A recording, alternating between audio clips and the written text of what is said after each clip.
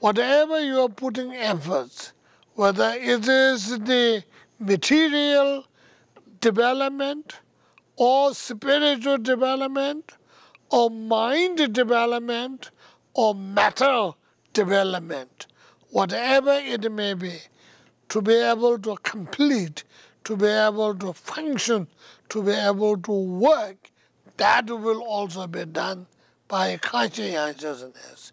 Otherwise, everything is forgotten. Oh yeah, I forgot that, I'm sorry. Oh yes, I forgot that, I'm sorry. So we always have to say that. That is because we have no conscientiousness. So the conscientiousness is such, it will make you to make you successful.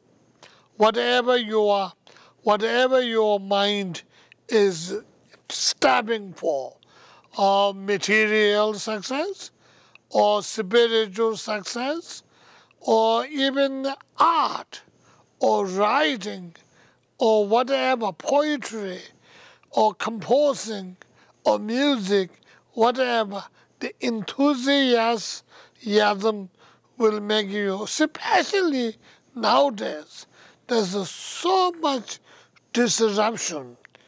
If you look in our television, how many channels we have, and then the normal, usual channels are not good enough. We have a cable. So how many? Some places even you have 1,000 channels. So each and every one of them are interruption, disturbance to your mind, disturbance to your even your physical body. If you keep on watching the TV all the time, how tired you become physically. Mentally, you become senseless. I'm telling you because of my own experience. Mentally senseless and physically very tired. So that is what the interruptions do. So enthusiastic will protect you from those. It is a type of mind, type of mental faculty that makes you A, stay away from trouble, B, continuously put efforts over your purpose, fulfill your purpose. They are really good one. So the Buddhist early teachers would give some kind of definition. The definition is this, and the enthusiastic mind, not enthusiastic, conscientiousness mind will protect your mind from the afflictive emotions control, as well as it brings you to a better level of enthusiasm. And while remaining in the better level of enthusiasm, will continuously put efforts of bringing upwards of your virtuous activity and same time protecting your mind from the contaminated thoughts, actions. So such a three-pointed,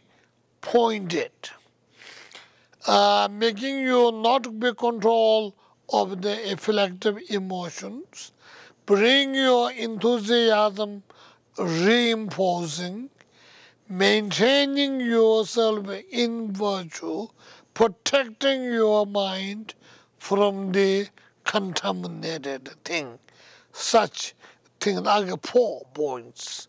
And all that 4 combined mental activity is defined as conscientiousness. And that word in Tibetan is payu. Payu. There is a chapter of this conscientiousness in the Bodhisattva Chaya Avatars. One of those 9 chapters is a chapter on conscientiousness. That will show you how important this conscientiousness is. What does conscientiousness do for spiritual practitioners? Conscientiousness does the spiritual practitioners, and if you made some negativities in the past, so what this conscientiousness will do, they will make you correct this, purify, or whatever you have to do. So they make the past negativities to correct. While correcting the past negativities, it will give a big impact on your mind, and that will not repeat, that should not do in future. So anything future negativities are also difficult to come in because they such an impact. Not only past and future, but even now, present, also not forgetting whatever you are doing. Such as, if I do such things, it will be a downfall. It is not a right thing to do. You know, these Americans are very fond of right things. Everybody will say, it is not right to do. This is right thing to do.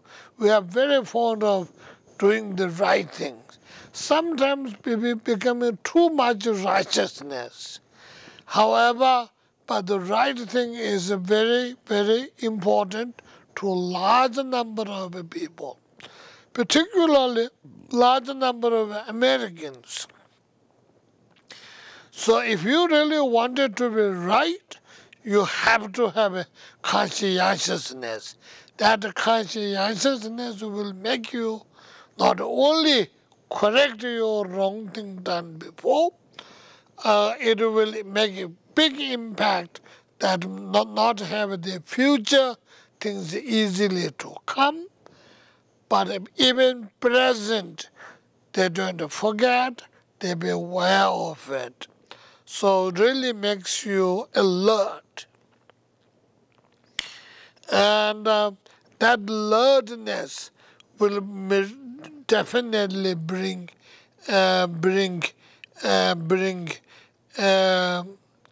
the alertness will definitely bring continuously function.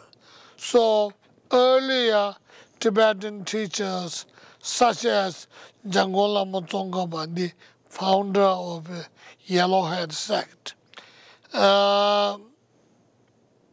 said, this is the base of a perfection of ordinary and extraordinary achievements. So very, very important. So that's why enthusiasm is very important. Before Tibetans, even in India, the great Nagarjuna described this conscientiousness is like a nectar. You know what does the nectar do? They call it Amrit, right? Amrit in Sanskrit, nectar. What the nectar do? Nectar makes you win over evils, such as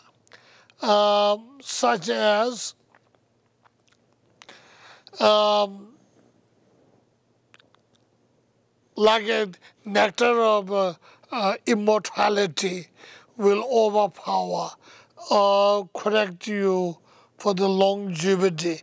I don't know whether this is, to a lot of people, they may think it look like a fairy tale story or something. But there is such a thing called immortality. Immortality will make your life longer.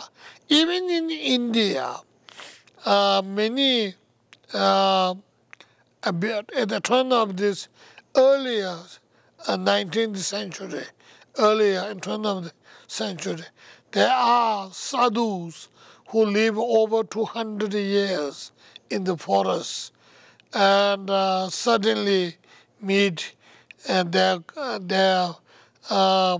connections or disciples or whatever in certain areas with the date and time, and it happens many times.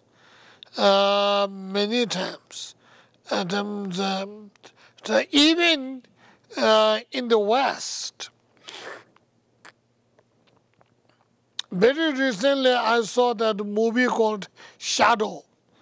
A movie called Shadow. Remember that Genghis Khan's attendant who comes out and in the tomb and comes out of the museum and created humongous difficulty in the society and thinking restoring the Mongol Empire again. But that talking about their life, both the Shadow and this crazy guy both are talking about their previous life, and all of them are not totally baseless. They are not totally baseless, though it may be look like a sort of, what you call it, doesn't look like fairy tale, but it looks like some kind of novel or just made up story. But it's not totally baseless. So there is such a thing. And then one nectar is the medicine. Medicine is the nectar which overpowers the illnesses. All medical treatment, including surgical treatments, are a nectar. Nectar doesn't have to be totally liquid because the medical pills are not necessarily liquid. And so they are liquid, but not necessarily all are liquid anyway. So anyway, what I'm saying is nectar. If the nectar has a nectar against these illnesses, it is the medical nectar. Against the death, it is the longevity nectar. And then the uncontaminated wisdom is the nectar which protects contaminations.